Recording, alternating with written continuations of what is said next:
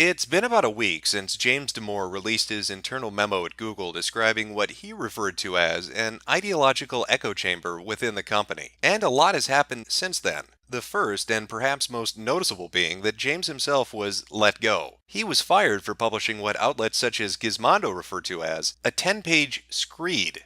The memo itself sought to address the issue of diversity and hiring practices at Google, as well as the reasons for the disproportionate number of men and women within the tech field in general. Speculation as to why this was, and to the effect it was having on the company, with James attempting to state that they lacked a diversity of opinion, and that it was this that was having a far greater impact than, say, something like simply diversity within gender. Within the span of 24 hours of its release, the internet was bombarded by reactions from Google and Google employees as word spread about what James had written. People were literally shaking. They just couldn't. I can't even. I'm literally shaking right now. And it wasn't long until Google CEO Sundar Pichai released a statement addressing the matter, in which he said that while some of the issues James had raised were fair for discussion, part of it, quote, advanced harmful gender stereotypes. And so, he was out of job. In the subsequent days that followed, James would go on to explain that the issues he brought up within the memo were ones which he personally had raised previously, and that at no time in the past had any employee he had broached the subject with had an issue with it. Yet after going public, that all seemingly changed. And we soon began to see glimpses of this ideological echo chamber that Damore had been talking about, most notably with former Google employees attempting to create a blacklist to help ensure that James would never be able to find work within the industry again. People such as Kelly Ellis, who openly discussed on Twitter her attempts, as well as the attempts of others, to stymie both James and his supporters' future job prospects. But it didn't end there.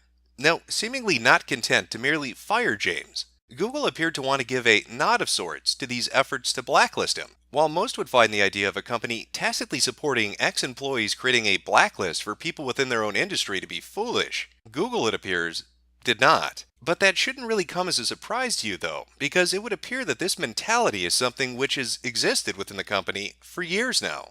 Take, for example, this post made by Adam Fletcher from all the way back in 2015. While Google appears to be doing very little to quell the hostile voices that exist inside the company, I want those hostile voices to know I will never ever hire you or transfer you onto my team.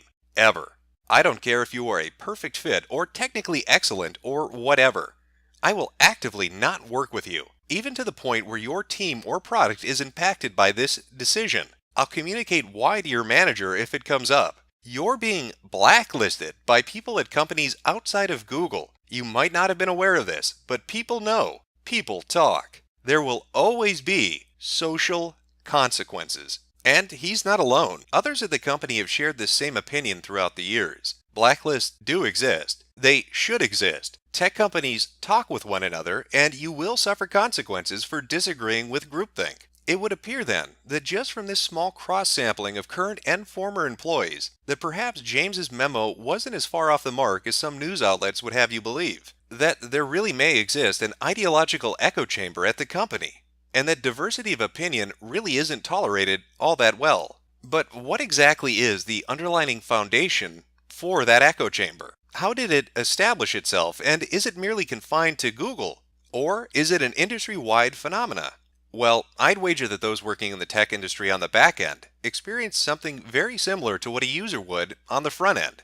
Namely, the 3 Ds. Demotivate, demonetize, deplatform. Demotivation is something we've seen play itself out on numerous social media platforms now for a number of years. Be it shadow banning on Reddit or the soon-to-be introduced limited state on YouTube. The concept is roughly the same. Isolate a user from the general population, limit their ability to interact with others, and watch as they gradually lose their motivation to continue. Demonetization is the more recent of the three. Its goal is to cut off any and all financial backing an individual may have, to essentially starve them into the gutter, and hope that this lack of revenue diverts their attention into other efforts to sustain themselves. The adpocalypse, as some YouTubers have dubbed it, would be one such example.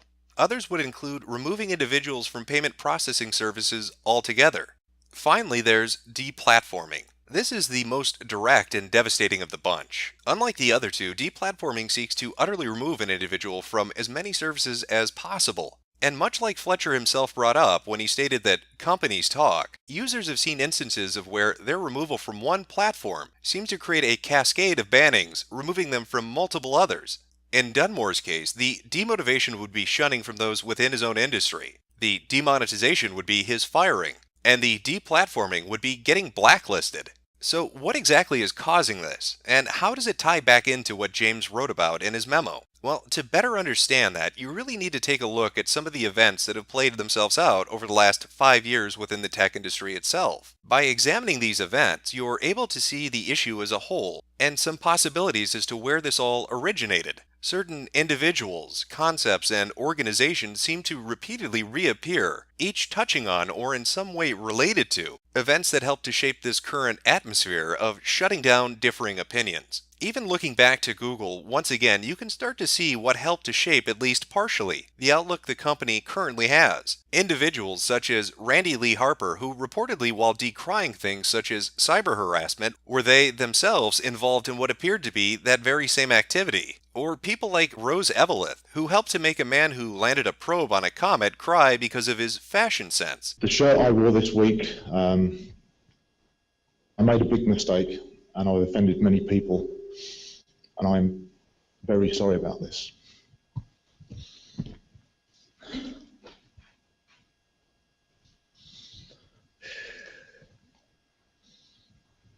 These were just a few of the people that Google Ideas thought were a good choice to bring on board and advise how they could combat the larger issues facing their platforms. But as I stated earlier, this is a phenomena which extends well beyond something happening simply at Google. It is in fact industry-wide. Take for example the following story, and how its players meander their way from one touchstone moment of policymaking to the next. Mozilla CEO states Reddit users' anonymous comments crossed the line in relation to a post about the exit of community organizer Christine Kohler from the company. The user's comments, which are still viewable on R-Linux, say the following. Frankly, everyone was glad to see the back of Christine Kohler. She was batshit insane and permanently offended at everything. When she and the rest of her blue-haired, nose-ringed asshole feminists are gone, the tech industry will breathe a sigh of relief. Now, if you click back a bit from this comment, you're brought here, which is discussing GitHub and their attempts at creating an open-source code of conduct. Harassment includes physical contact and simulated physical contact, e.g. textual descriptions like hug or back rub, without consent, or after a request to stop. Because cyber hugs are clearly rape, and emoticons, well, those are just outright molestation. So where exactly does this particular code of conduct originate from? Well, searching the quoted portion the user highlighted in their comment leads you to geek feminism, and sure enough, a simple scroll through the page leads directly to the quoted line itself, as well as other policies related to how to behave around other people. Because, you know, if you don't tell people not to shit in the punch bowl at a party, they totally will. But it's the attribution at the bottom of the page that helps to show whose hands guided the creation of this most closely, and among them is Valerie Aurora, one of the principal founders of the ADA Initiative. The ADA Initiative is, or I probably should say was, an organization whose stated goal was to help women in tech through a myriad of means. Outside of developing a code of conduct for conferences and companies, they sought to use feminism to fix the tech industry. The ADA Initiative is a feminist organization. We strive to serve the interests and needs of women in open technology and culture who are at the intersection of multiple forms of oppression, including disabled women, women of color, LGBTQ women, and women from around the world. We are making a difference in open technology and culture by supporting and connecting women in these communities, changing the culture to better fit women instead of changing women to fit the culture, helping women overcome internalized sexism that is the result of living within the existing culture, asking men and influential community members to take responsibility for cultural change, giving people the tools they need to change their community, e.g. policies and ally skills, creating sustainable systems to support feminist activities in these communities, being the change we want to see by making our own events and communities safer and more inclusive. They even went so far as to hold seminar, as their YouTube account really only has one listing currently available: Overcoming Imposter Syndrome. Overcoming Imposter Syndrome. the Feminist Tech website created a seminar on how to help women in tech not feel like total frauds at their job. And when you take some time to look at Valerie Aurora and what she lists or describes herself as, you find out that she is a feminist activist. That is the occupation she is most known for. And her opinions would seemingly follow suit with that. Another 2013 controversy that received commentary from Aurora was Donglegate, in which PyCon attendee Adria Richards faced backlash for reporting a conversation overheard between two men sitting near her. Aurora condemned the threat sent to Richards and stated that Anonymous, by using large numbers of computers, was distorting social pressure. When asking if firing one of the males was an appropriate response, she said, "I don't have enough information to know that." 2 years later, Aurora praised the gender ratio at PyCon and called Guido van Rossum and the PyCon community the biggest success story for women in open source. In the same interview, she approved of the culture of the website Tumblr. Because, of course. Now, for those of you unfamiliar with who Adria Richards is and what Donglegate is referring to, two individuals who were at a convention Adria herself was attending happened to make a joke related to a piece of equipment referred to as a dongle. The joke was semi-crude, but nothing that you would not normally be accustomed to hearing when talking about a dongle. However, Adria found this to be horrifically sexist and went about a campaign of taking pictures of these two individuals and trying to get them fired. Now, she would succeed in getting one of the men fired, and then she herself would be fired as people looked into who she was and statements she herself had made on social media in the past, all culminating in a ironic end to that particular shitstorm. And that was simply one example of how the start of one story ends up involving 18 others, simply by merit of the fact of the people involved. But through it, you're able to see one of the issues that starts to become a reoccurring one, namely the hardline promotion and injection of feminism into tech. Another clear example of this would be the GNOME Outreach bankruptcy debacle. Simply put, GNOME was part of a push to bring more women into tech. Their solution? The Outreach program for women. But alas, they ran into just one tiny little issue. Just one tiny itty-bitty little overlooked fact. The amount of money invested into the outreach program itself nearly completely outstripped their yearly financials, rendering them completely up shit creek. Funnily enough, if you look around for interviews related to the program around the time this happened, you'll find one. Hosted on the Ada Initiative. I think my favorite excerpt from it is this. One of the things that I love about the program is that many of the women who come through it wind up being our best advocates. Some of our former participants have gone on to speak about the program at conferences and in their communities. Some other participants become mentors in future rounds. One participant now serves on GNOME's board of directors and is our treasurer. So the outreach program for women hires a woman from the program to manage finances, and this nearly results in the complete financial collapse of the organization entirely. Again, it's like poetry, so if they rhyme. Every stanza kind of rhymes with the last one. But as the saying goes, never attribute to malice that which can be adequately explained by stupidity. Then again, old Hanlon didn't work in the tech industry, now did he? On the other hand, Eric S. Raymond did. In fact, he was well known in it. So just imagine the reaction he garnered when he publicly stated that feminists were creating honey traps in an effort to frame tech leaders. In a blog post this week, Raymond dropped this bomb on the internet. The short version is this. If you are any kind of open source leader or senior figure who is male, do not be alone with any female ever at a technical conference. Try to avoid even being alone ever, because there is a chance that a women in tech advocacy group is going to try to collect your scalp. Raymond's evidence for this assertion came from an unnamed source I trust with whom he shared an IRC chat. The source accuses some members of the Ada Initiative, an organization that supported women in open technology and culture through activities such as producing codes of conduct and anti-harassment policies, of trying to pre-generate outrage and collect scalps. The MO was to get them alone with a target, and then immediately after cry attempted sexual assault. Raymond's source alleges, going on to say that Linux kernel supremo, Linus Torvald, is never alone at any open source events because he is aware of the potential for such incidents?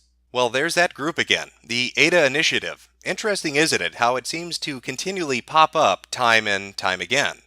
Of course, both the real-world examples being given and the parallel to the points they help to illuminate within Damore's memo don't end merely with a push for diversity of hire or feminism in tech. They also apply to political ideology as well. Disagree with gay marriage? Then, like Brendan Eich, you can't be the CEO of Mozilla. Want to support Donald Trump for president? Then, like Palmer Luckey, you need to leave Facebook. There appears to be a strong, if unspoken, rule about what politics are allowable and which are unallowable when it comes to Silicon Valley and tech in general. And this then brings it all the way back to the memo itself and to the questions which it helped to raise in the first place, about whether or not an ideological echo chamber did exist, and if so, what was a part of its underlying foundation. When looking at these events, along with a host of others, it starts to become fairly clear that Damore wasn't so off his mark. There has been a push in tech to secure a diversity in the workplace, especially among the sexes, while at the same time seemingly foregoing the notion that diversity in opinion has any merit at all. Multiple instances of organizations and individuals reoccurring quite commonly seem to, time and time again, arise to create firestorms, which leave all those affected the worse for wear,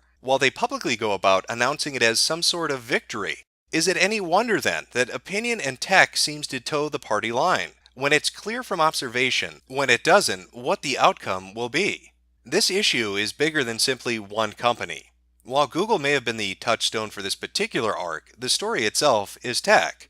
When your industry is rife with blacklisting, back-channel attempts at sabotage, potential plots to entrap, and the inability to openly express your own opinion for fear of retribution, then all the claims that the industry has made about inclusivity and openness and safe spaces is merely a false facade, smoke and mirrors meant to fool the masses into believing that when they say equality for all, they meant it, when in reality, equality for some is a far more accurate description.